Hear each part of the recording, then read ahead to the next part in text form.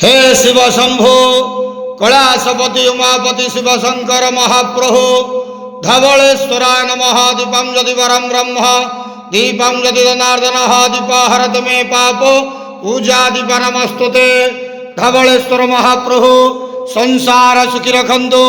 आज शुभ बुधवार रे समस्त श्रद्धालु भक्त मान को आशीर्वाद करंतु, मनस्कामना पूर्ण करंतु, कर्म क्षेत्र उन्नति करंतु, ग्रहरिष्ट खंडन करंतु, जगतर मंगल करंतु, विश्वर कल्याण करंतु, आपणक नाम विख्यात करंतु, सेवकर डाक श्रवण करंतु, समस्त गुआवसा भक्त मानकर मनस्कामना पूर्ण करंतु।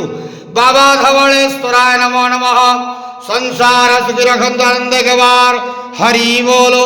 आज शुभ बुधवार रे समस्त श्रद्धालु भक्त मान को आशीर्वाद करंतु आनंद गवार हरि बोलो।